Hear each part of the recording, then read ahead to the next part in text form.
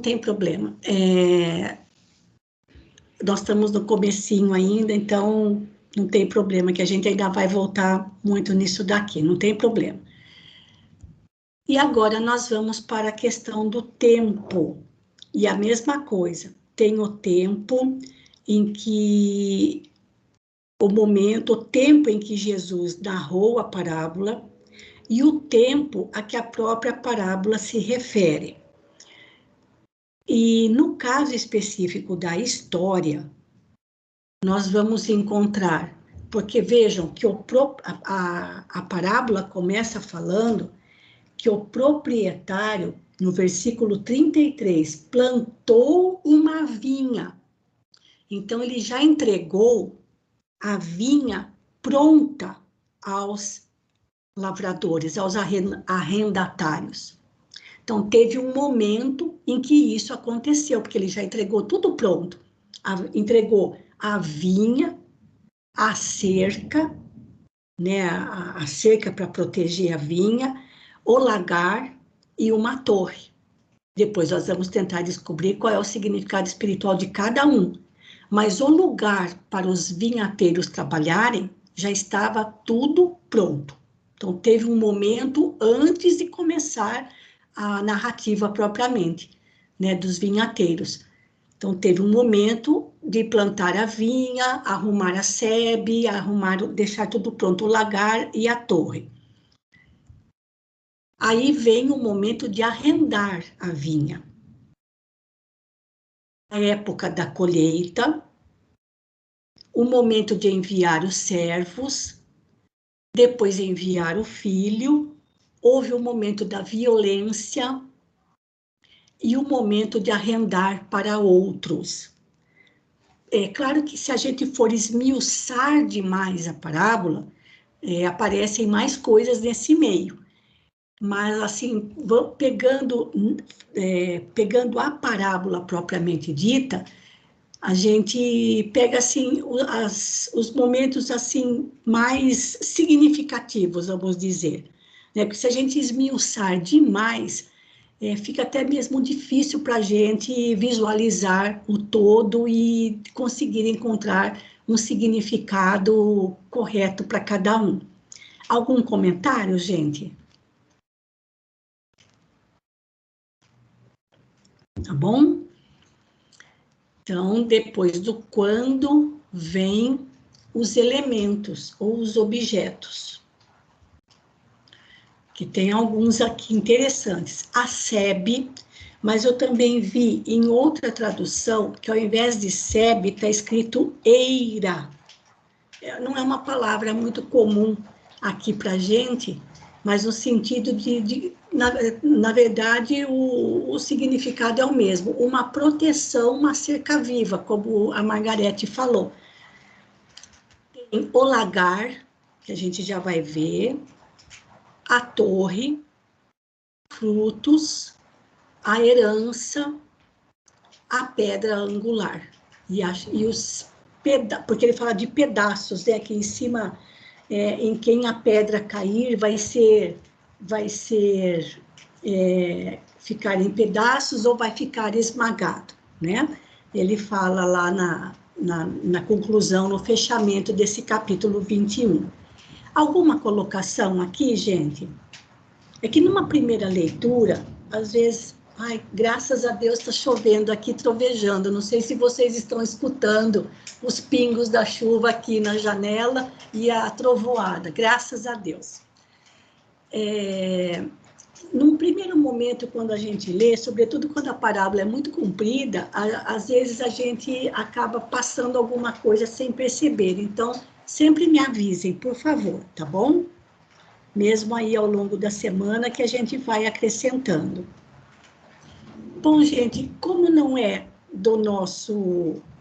faz parte da nossa vivência aqui do lado em que nós moramos, que é um lado mais industrial do que agrícola, a gente não conhece o que é um lagar.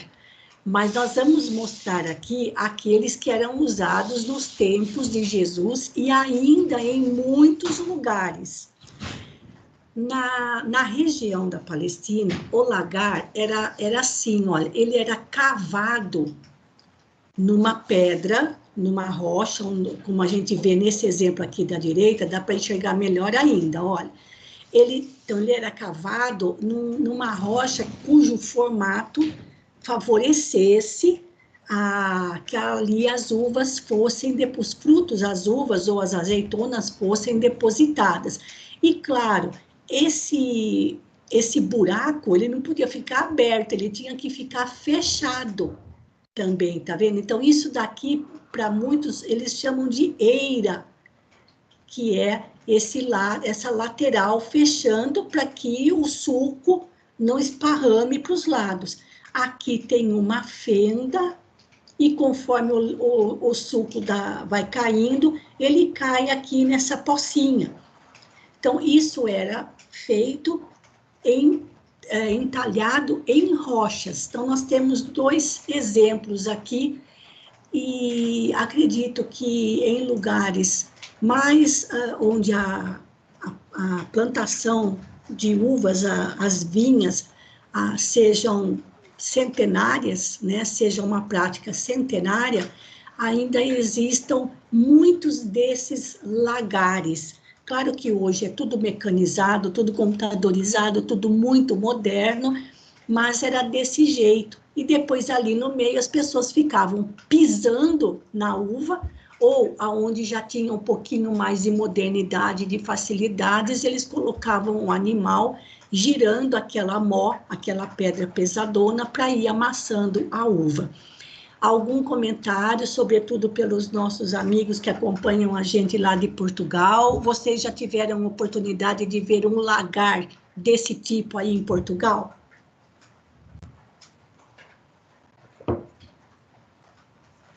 Não, Maroísa, ainda não. A gente sabe o que é, mas assim, ver mesmo não. Certo.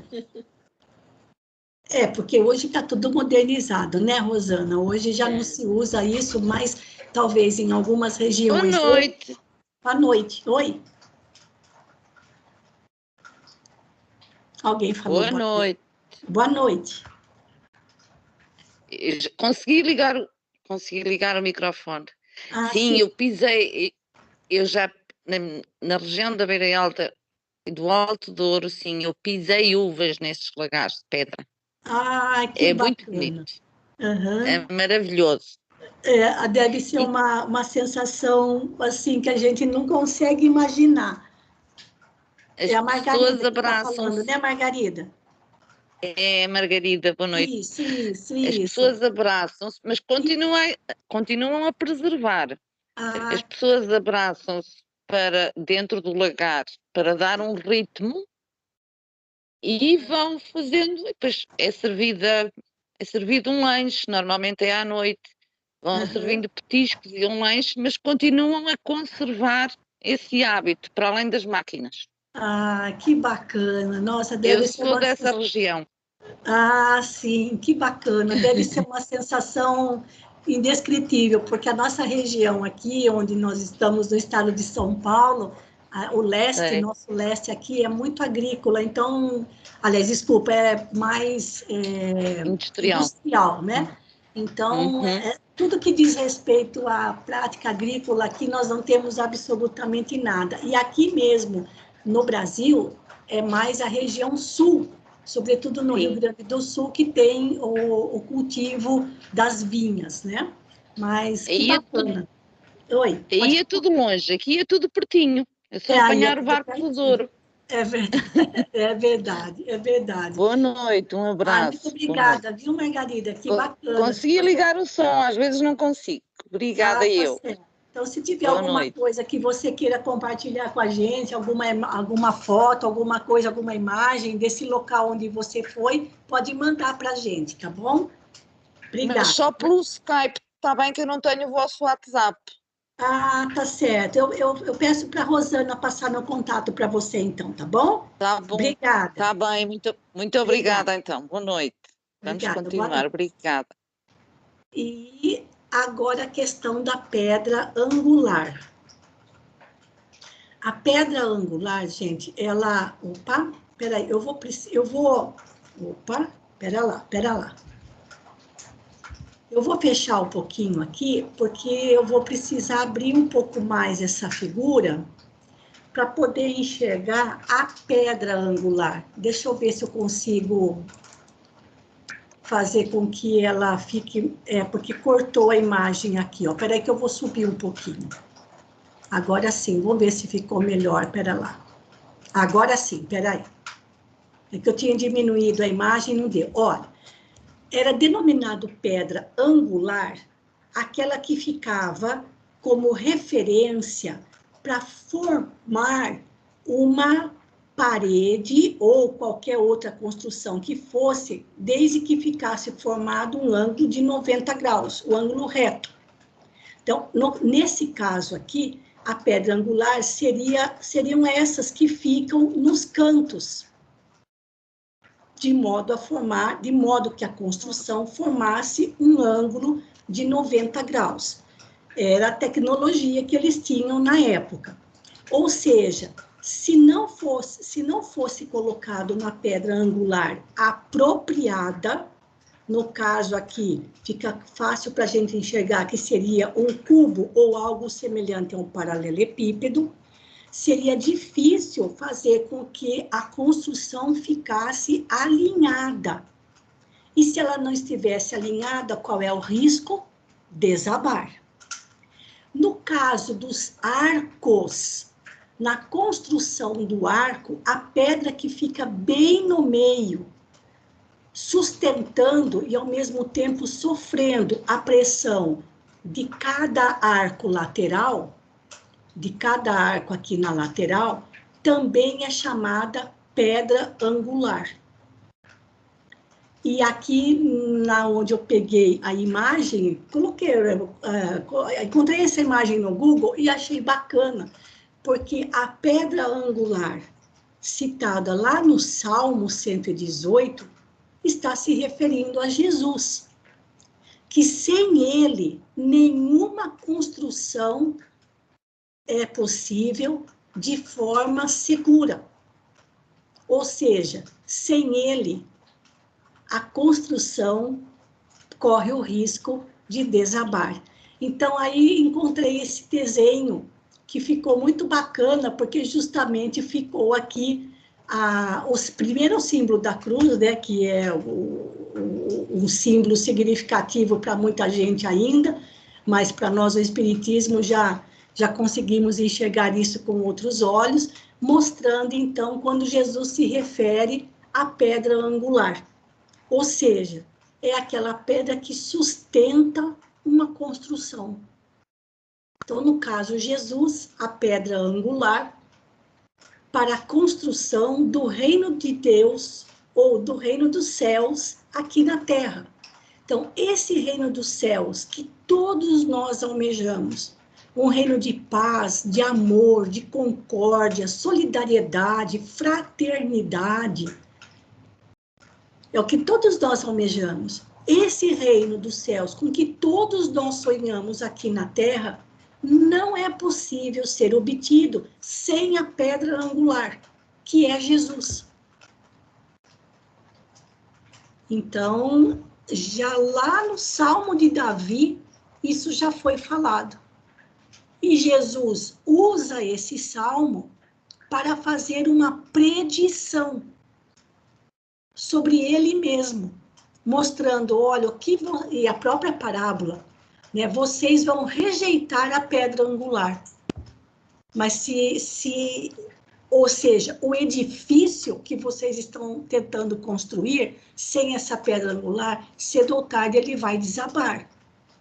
E ai daqueles que estiverem nesse edifício, né? Não serão ali, tem todo um significado espiritual, não há necessidade da gente entrar em tantos detalhes agora, mas fica aí, então, a imagem e o significado dessa pedra angular. Alguém quer fazer alguma consideração a respeito?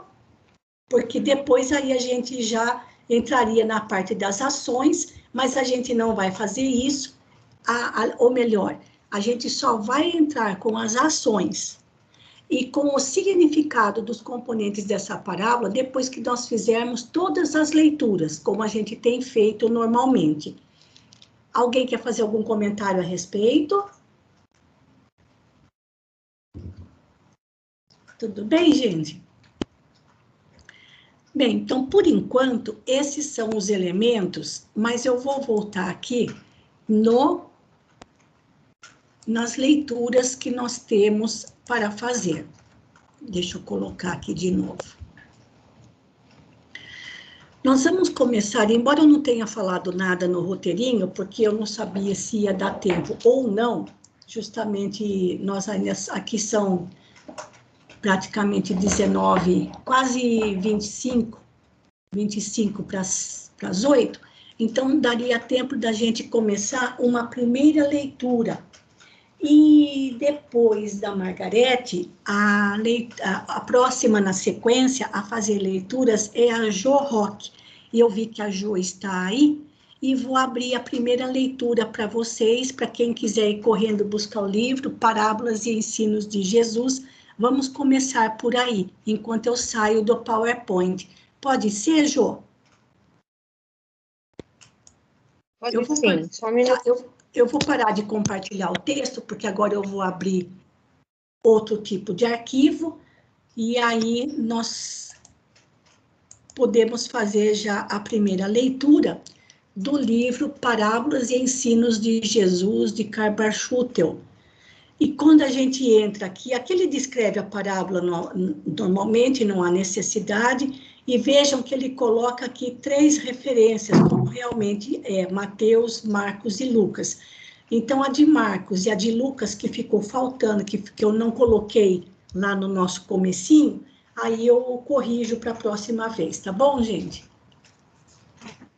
Tudo certinho aí, Jô? Podemos começar? Então, aqui, olha, a parábola acima.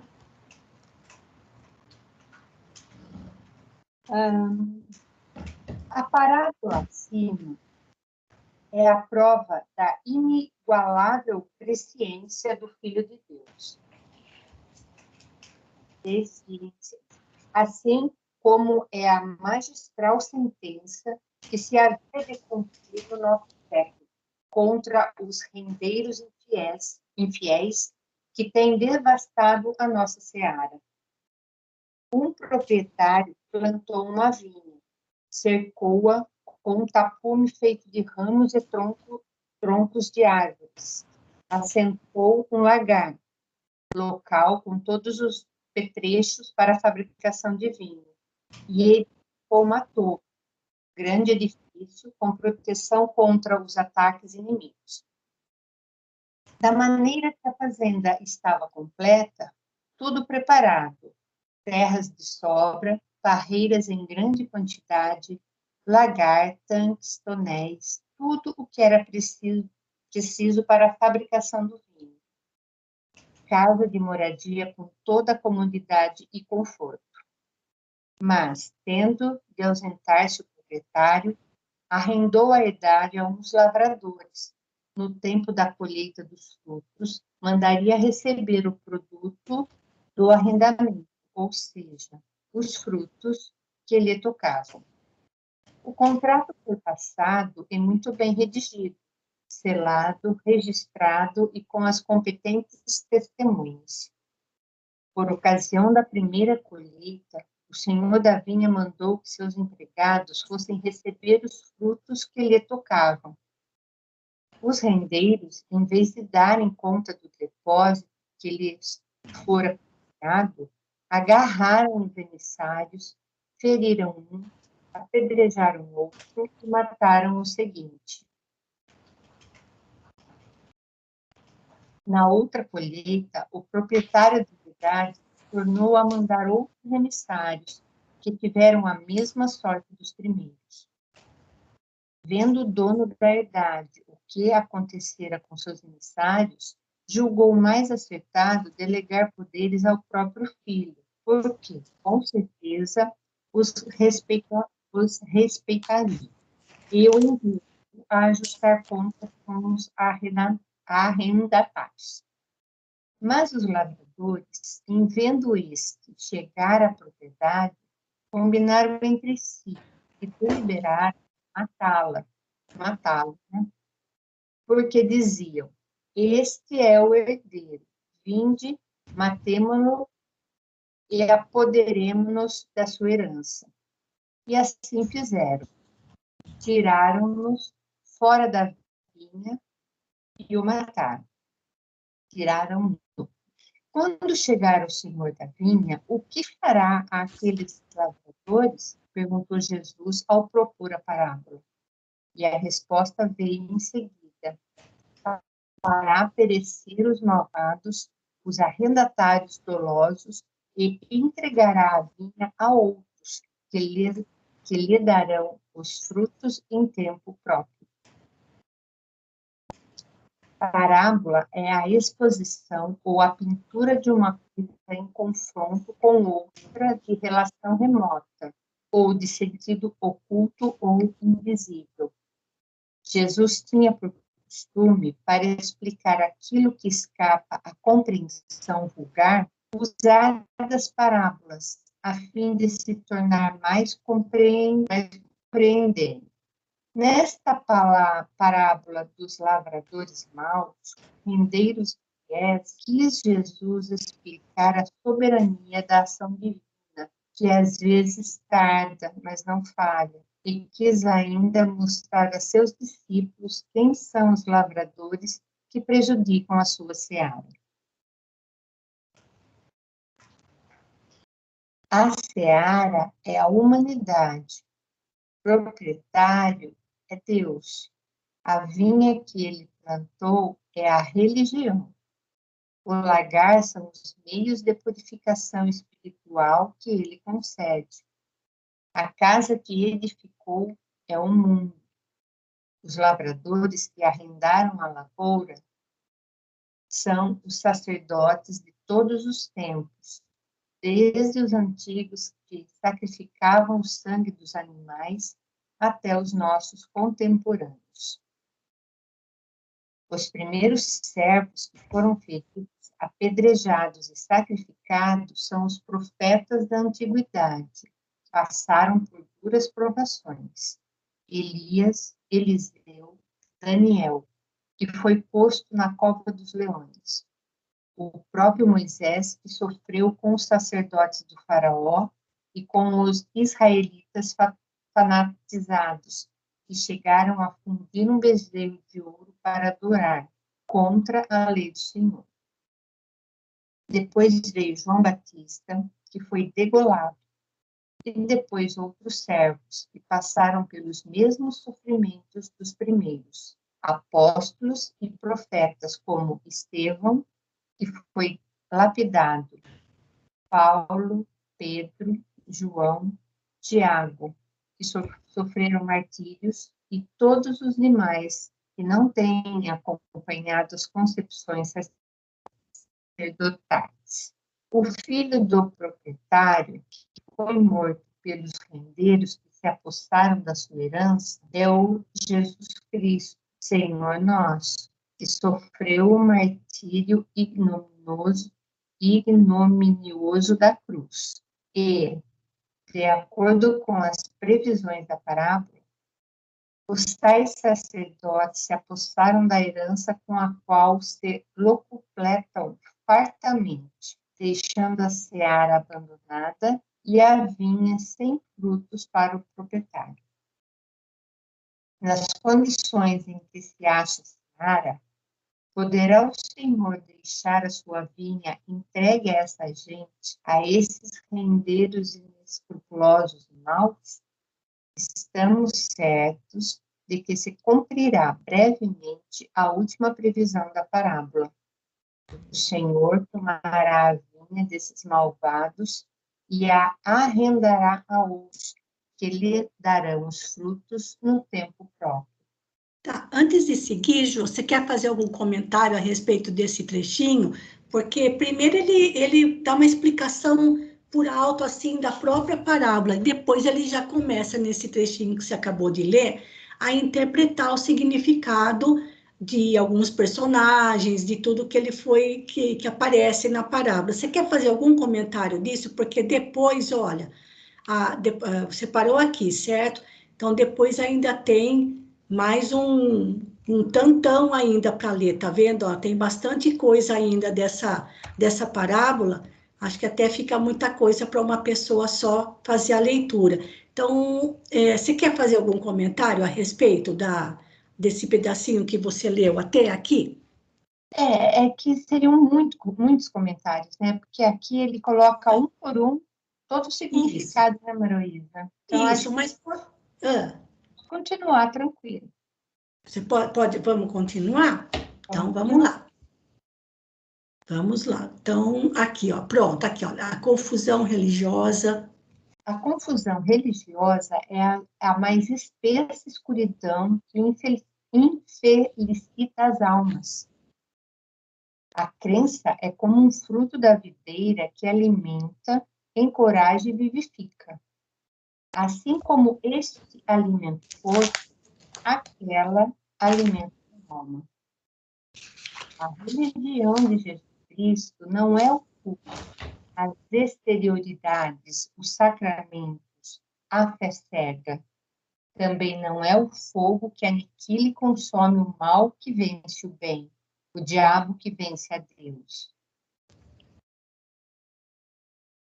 A religião de Jesus Cristo é o bálsamo que suaviza, é a caridade que consola, é o perdão que redime, é a luz que ilumina.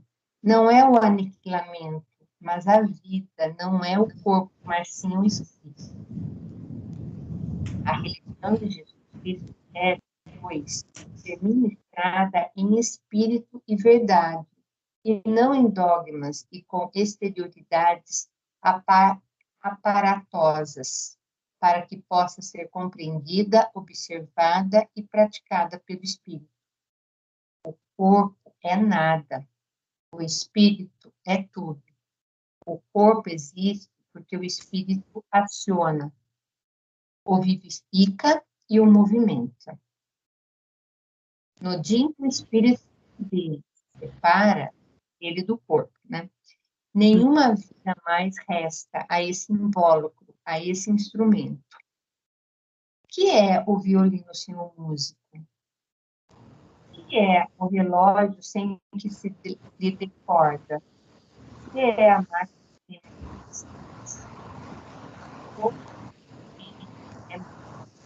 desagrega, como uma casa cai e se converte em obedecente, reverter. E se assim é, qual o efeito do sacramento, práticas sibilinas, se não atingem o espírito? Sibilinas, mas seria o quê? Oi? É que o seu áudio, Jô, tem hora que ele dá umas cortadinhas e fica um pouco... Oi? Tá ruim meu áudio, então? Não, tem hora que ele melhora, tem hora que ele dá uma sumidinha, mas eu acho que deve ser mesmo por causa algum probleminha, às vezes, de conexão, que tem hora que ele dá uma sumida, depois ele volta. E você tinha feito uma pergunta, é isso? Eu não consegui ouvir. Aqui está falando práticas sibilinas. O que envolve essa questão das sibilinas era um nome utilizado para, assim como tinha as pitonisas, eram aqueles que se comunicavam com os espíritos e passavam informações quando eram consultados. É isso. Na verdade, é como se atuassem mediunicamente. Mas, assim, os interesses eram sempre materiais, né? Tá. Maroísa, se meu áudio estiver ruim, se quiser trocar, quem está lendo... Não, porque aqui, olha, nós estamos aqui já faltando 10 minutinhos para as 8, certo, Jô? Então, vamos continuar só mais uns 5 minutos para que dê tempo mesmo de você fazer algum comentário e não tem importância que a gente deixe para concluir essa leitura, porque esse texto é bastante comprido e ele tem... Então, no começo, Carbar explica a parábola, explicando o que acontece na parábola. Depois ele já começa a falar do significado de alguns componentes da parábola, e agora é a consideração final dele, né? Então, por isso que está bastante... E aí ele faz o arremate do raciocínio dele. Então, vamos ler, acho que só mais um parágrafo, aí a gente deixa, você faz seus comentários e mais alguém que queira comentar, e a gente conclui na próxima semana, não tem pressa nenhuma. Aqui, ó, o princípio da religião. Da religião é a imortalidade, e os rendeiros da vinha têm por dever salientar e demonstrar este princípio, para que o templo da religião, assentado sobre esta base inamovível, abrigue com a verdade os corações que desejam a paz e a felicidade. Uhum. Os pastores e os sacerdotes, arrendatários da vinha, maus obreiros que conspurcam os sentimentos cristãos, transformando a religião de Jesus em missas, imagens, procissões, aparatos, músicas, girândolas e sacramentos. Serão chamados às contas, e o látego da verdade desde já os vem expulsando da herdade, que será entregue a outros, para que os frutos da vinha sejam dados aos famintos de justiça, aos deserdados de consolação, aos que procuram a luz que encaminha e conduz à perfeição.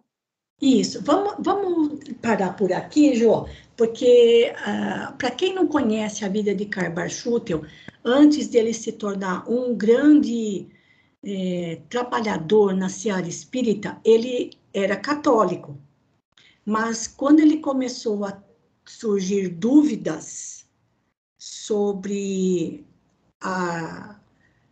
assim, o contato que ele passou a manter com os seus pais que já eram desencarnados, ele não obteve respostas satisfatórias junto às autoridades da igreja. E quando ele definitivamente deixou o catolicismo, passando a vivenciar e a se dedicar integralmente ao espiritismo, ele passou a ser, como fala, perseguido pela Igreja Católica. Então, por isso que em muitos dos seus comentários, neste livro e em outros, ele sempre dá um toque, assim, uma cutucada com vara curta em relação à questão da igreja, porque ele vivenciou isso na pele, né? Há um século atrás, tinham que ser, assim, pessoas, assim, de muito valor moral, de muita coragem, para enfrentar essa perseguição e esses ataques da igreja, que não eram nada fáceis. Por isso que ele, que vivenciou e sofreu essa perseguição, ele vira e mexe, ele sempre faz comentários em torno da vivência em outras religiões, no caso o catolicismo e o protestantismo. Por isso ele fala dos pastores, esses pastores aqui são os pastores das igrejas protestantes e os sacerdotes da igreja católica, tá bom? Mas pode fazer seu comentário, Jô, para que a gente depois já possa passar para o encerramento. Mas a gente vai retomar esse texto, que é bastante longo ainda, na próxima semana, tá bom? Pode fazer seus comentários, Jô, e mais alguém que queira falar alguma coisa? Alô, eu acho bastante interessante nesse texto deixar claro que a fazenda estava completa. Gente, exato, tudo preparado, né? Veja, ele cita terras de sobra, parreiras em grande quantidade, lagar, tanques, tonéis, casa de moradia com toda a comodidade e conforto. Veja que não faltava nada para essa fazenda. Não. E atenção, gente, o contrato foi passado e muito bem redigido. Exato. Dizer, ambas as partes concordaram. O contrato foi selado, registrado e com testemunhas. Com certeza. Isso fica bem evidente o que esse senhor preparou e está arrendando. Não faltava cheio de carinho. Nada, né? Isso. Bem interessante isso. Viu? Exatamente, Celina. Então, é isso que também uma das questões dessa parábola é qual é o significado da vinha nesta parábola. E quem são esses vinhateiros que arrendaram essa vinha? Com qual objetivo? Então, isso é muito interessante, porque tudo que ele fala aqui, aliás, tudo que é citado na parábola, tem um significado espiritual, né? Então, mesmo assim, né, tendo seu correspondente espiritual, já estava tudo preparado, estava tudo pronto, né, para darmos conta da nossa tarefa aqui, né? Então, e aí ele vai desenvolvendo o seu raciocínio, sempre faz ali os seus comentários, sempre inflamados em relação à questão da atitude de pastores e sacerdotes, mas a gente também tem muito a aprender com Karl Barchutel. Mais alguma colocação, gente? Então, muito bem. Nós vamos voltar. Mais alguma coisa, Jô? Que o texto, você leu um texto muito grande, e aí a gente até esquece o que leu no começo. Não, mas quando ele começa a falar da vinha, eu vejo em minha mente que o planeta Terra, né? Vamos levar em consideração, o planeta Terra foi dada para a gente perfeita, né? É uma grande vinha que tem tudo, né? Foi dada para a gente. E que nós, os seres humanos mesmo, não só os sacerdotes, né, Maroísa? Não. Nós todos, às vezes, desprezamos a palavra, né, de Jesus e Deus. Então, a gente tem que se considerar também, por mais que doa, a gente mesmo meio que se considere esses lavradores aí. Esse mau lavrador, exatamente. Nós vamos ter, embora Jesus tivesse um público-alvo para direcionar essa parábola, assim como aconteceu com a parábola dos 2 filhos, o público-alvo eram aqueles que estavam ouvindo Jesus, os judeus. Nós depois temos que transportar isso para nós, né? Para a nossa época, para o nosso momento, tá bom? Eu vou voltar, então, na página do Skype, gente, para que o Albertinho possa fazer a prece de fechamento para nós. Por favor, Albertinho. Queridos irmãos, com os pensamentos elevados à mais alta esfera espiritual, vamos agradecer ao nosso querido Pai Celestial a oportunidade de estarmos mais uma vez reunidos fraternalmente, podermos compartilhar esses momentos de amor e de aprendizado, e que durante os dias dessa semana, essa luz, essas palavras de sabedoria possam nos guiar para que possamos fazer o nosso melhor em favor dos nossos irmãos. Obrigado, querido Pai. Nos abençoe, querido Mestre Jesus, que assim seja, graças a Deus. Boa noite a todos, fiquemos todos com Deus.